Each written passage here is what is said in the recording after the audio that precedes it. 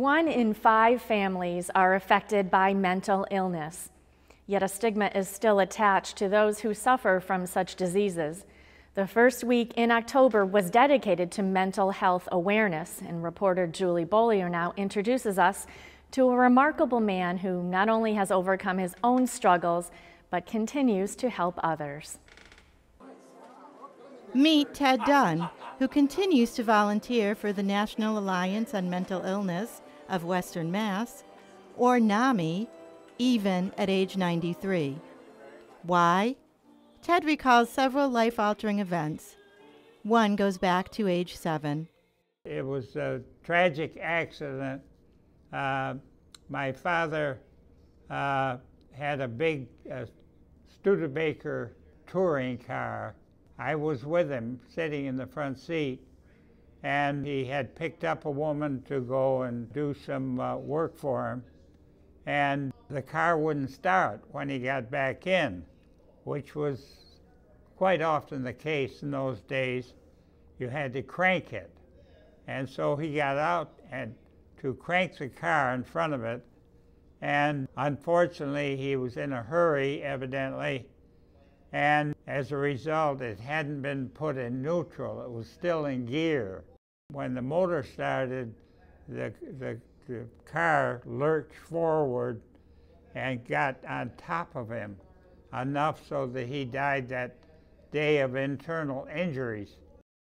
Ted, a retired professor and ex-head football coach at Springfield College, has been affiliated with NAMI for more than 25 years. He talks about the organization and how he first became involved. I was teaching at Springfield College, and I had a student that was forced to go into Northampton State Hospital and diagnosed schizophrenic. And when he came out, he asked me to help him. And I didn't know quite how to turn, but I heard about this organization, and they helped me get him settled and to get some help for him. Ted also candidly shared some of his own experiences with depression, including witnessing his father's accident, which is described in detail in his book, Living with Depressive Illness and Finding Joy Again, a Holistic Approach. Actually, I went on medication at least twice since that accident to help with the depression. It really, the first time that I got depressed was during the Black Uprising at Springfield College, and they elected me co-chairperson of that collegium. There were approximately 55 people on it. So it was a very stressful time.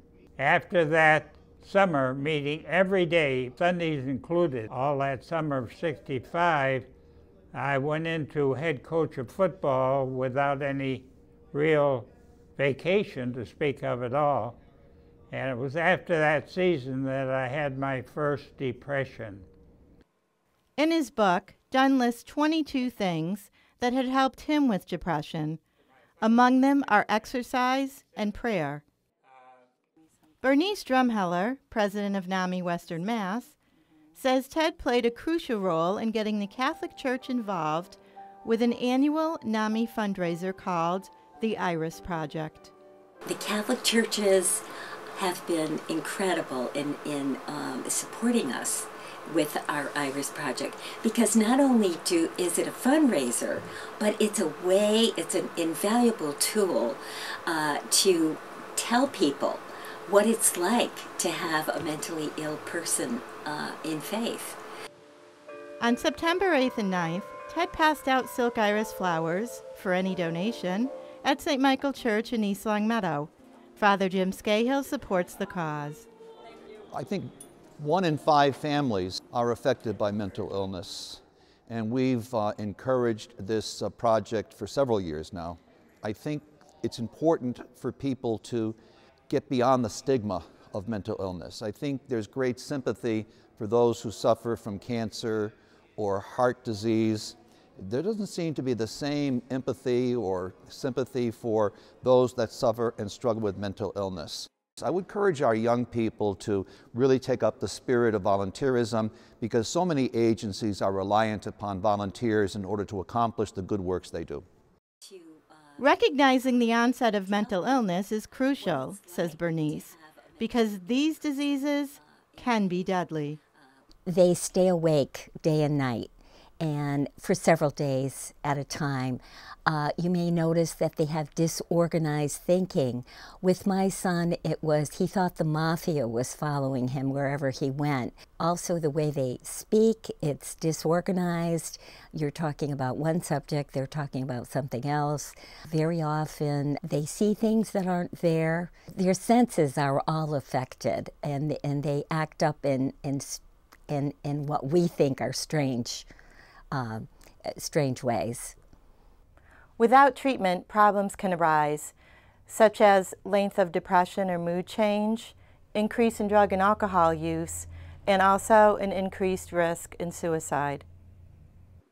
Education, support networks, and programs are vital, says volunteer treasurer Tony Moran.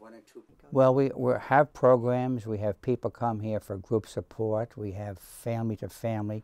We have the rent, electricity, and operating expenses.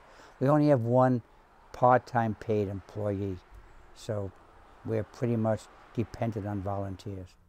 But it doesn't take long for the dollars to go out.